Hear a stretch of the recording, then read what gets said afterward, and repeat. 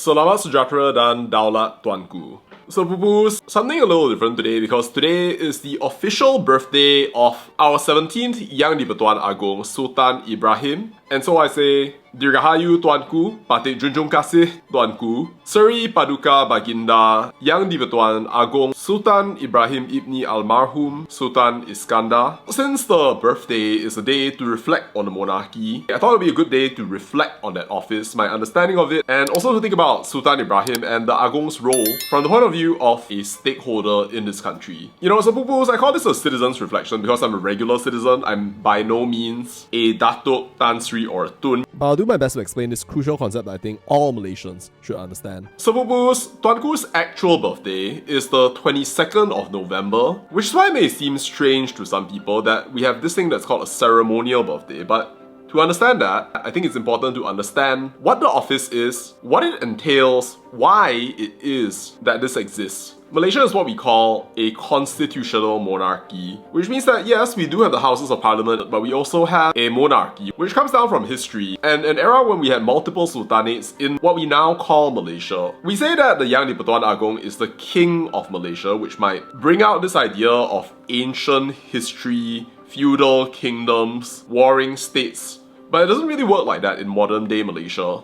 Unlike what you expect from a standard issue monarchy, the role of a Yang di-Pertuan Agong isn't something that's passed down from like father to son, just like that. He is elected every 5 years by and from the 9 Malay rulers who make up the Conference of Rulers. and since a different person is elected every 5 years, the birthday is kept consistent so that calendars can be kept consistent as well. Which basically makes it so that Malaysia is one of the only countries in the world with a rotational and elective monarchy at the federal level. Now, some people might say that the king is more of a ceremonial figure that is related to tradition and to protocol, but actually it's a bit more than that. So let's talk about his roles and responsibilities. The Yang di-Pertuan Agong is the supreme king of Malaysia. He's what we call the head of state of the country. Now that's different from what we call the head of government, which in 2025, that's Anwar Ibrahim, the Prime Minister of the country. Tuanku serves as Supreme Commander of the Armed Forces, and he presides over things like the opening of Parliament, and also what we call the conferment of national honours, which is what we saw today with the investiture ceremony, where people will confer with titles like Datuk,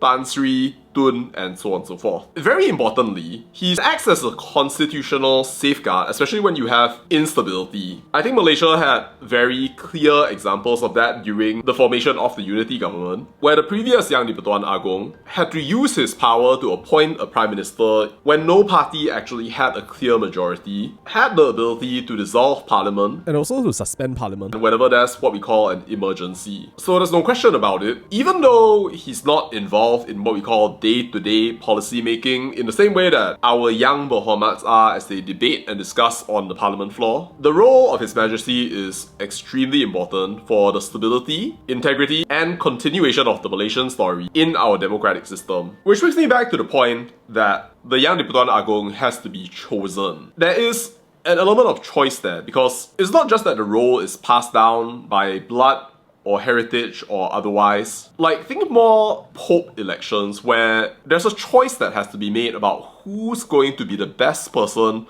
to serve the people. Which then raises the important question of what does the nation need from a ruler? I think it's important to think about what Malaysia was and what it needed when Sultan Ibrahim was chosen as the Yang di-Pertuan Agong and as he ascended to the throne. And indeed, who did we need? When Tuanku did so, it was in 2024, January the 31st, slightly over 1 year of the unity government under Anwar Ibrahim. At this point, I think Malaysia was already a sort of patched together creature with no party really holding a clear majority, even as they got stitched together to form the unity government. And in these situations where the government sometimes feels like it can't get together, where you have factions kind of shifting left, right, front and center, where politicking happens constantly on the floor, sometimes, as we know from watching this channel, things can get very chaotic. And that's why, when Sultan Ibrahim became the Agong, Malaysia was already a ship sailing on choppy waters, and it needed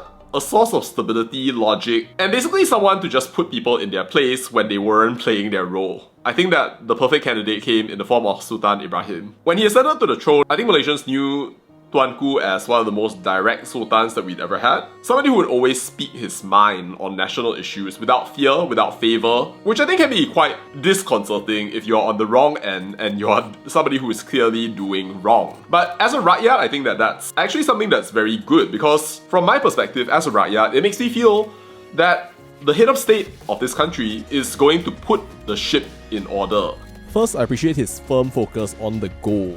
I think he regularly goes out and says to people to stop politicking and to focus on national issues, which is encouraging because I think that we, the rakyat, definitely want MPs to stop politicking and to stop making every single small issue into a dagger or a bullet to throw down the ruling government and to install a brand new one. And let me tell you that as rakyat, most of us, we realize that that is the kind of insanity that we need to avoid, but we don't have the power to actually enforce that. And when Sultan Ibrahim comes in and tells people to do exactly that, and they basically just zip up, that I think is where it is easiest, right, for us as citizens to be able to appreciate the role of our king. A source of clarity in a world that sometimes seems like it's, pardon my language, going insane. But also as a rakyat, I think that Tuanku has given us more than just directly speaking out. You might think to yourself that Tuanku is somebody who is resolute, one direction, one decision, but the fact is that we have clear evidence that he listens to the rakyat as well. Let me give you a specific example. In 2014, the weekend in Johor was changed to Friday and Saturday, and not Saturday and Sunday. Now, the reasoning for this at the time was that Islam is the religion of the state, therefore it is better to shift over the weekend over to Friday and Saturday to make it so that people can actually worship in the mosque on Friday. But later on, what we saw was that in 2024, Sultan Ibrahim, now as the young di-Pertuan Agong, changed the weekend over to Saturday and Sunday again to align with international standards and also the needs of the marketplace, which I thought was a very rational decision that I understand came from actually feedback from the rakyat. And to me, that proves that our young di-Pertuan Agong is not just somebody who is giving out orders, but instead is also listening to the rakyat and taking action in order to change things for the rakyat's benefit. Now, you might think that that's a U-turn, but I think that what Malaysians can see it as is evidence that our leaders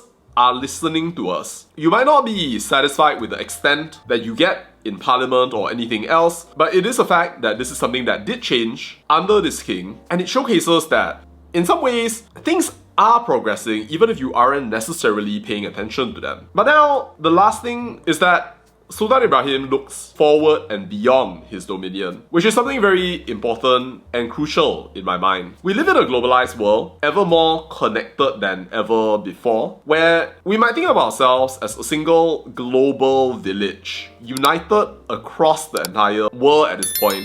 And I think that we are extremely fortunate to have a king that not only is the first king to visit China in the last 10 years and after the Sultan of Kedah, that is, and to visit Xi Jinping in conjunction with the 50th year of diplomatic relations between China and Malaysia, but also receive Xi Jinping in Malaysia, even as we build this very important relationship with a world superpower that our fates are locked to, even as we pursue an important role this year as chair of ASEAN and the responsibility of balancing ourselves, small open economy, preserving our sovereignty, yet being open to working with others in new, important and expanded ways, which I think is what Tuanku's visit to China symbolized. But what I think is really the thing that just made me pause and be like, wow, was when Tuanku visited Singapore Parliament. For those of you who may not know, Sultan Ibrahim is the first and only young di-Pertuan Agong that has visited a sitting of Singaporean Parliament. And when I watched that, I think that was the point when I really started the possibility of one day creating this video. This awareness inside me that somehow or another, the current king was somebody who was actually willing to learn from other countries. That showed me that somehow or another, when I look at this young di-Pertuan Agong, there will be a new openness to experience, to learning from new ways of doing things, to build old relationships, to make them better, and to strengthen, I think, Malaysia on the international stage. And in both of these cases, I think what's important is this. Our young di-Pertuan Agong didn't insist, as he rightly could, that maybe the leaders of other states come and visit him alone. No, our Agong in this case was proactive. He actually went, he reached out, and he managed to get over to different countries in order to show them that Malaysia means business, we are in business. It was a much more active diplomacy than I expected or known was really possible from this institution that we have. As a rakyat, I'm very proud to see a no-nonsense, direct, firm king who listens to feedback, looks forward, is willing to learn, and is willing to even go the distance in order to build relationships with the rest of the world as our head of state. You know, when I look at Malaysia nowadays, I see that we are a changing society. The way that we are run, the people who are here, and everything that's happening in a more and more interconnected global world. And in these times, I think that we are very fortunate to have Sultan Ibrahim, our young di-Pertuan Agong, not only as a symbol of constitutional stability that Tuanku represents, but also as a guiding light for what we should aspire to as a nation. Thank you, Tuanku, for your role and for your foresight in navigating a changed world. But now, as it is Tuanku's birthday, I feel the need to respond to one of Tuanku's wishes. Tuanku, in your speech at the investiture ceremony today, you said that the greatest gift to you would be a united rakyat. I think in a time of political difference, division, squabbling over party support, ideologies, and different views, it can seem that it's very difficult sometimes, but I can assure you, Tuanku, that as a citizen of Malaysia, I share your wish and pray for a day when one day we can grant yours as well,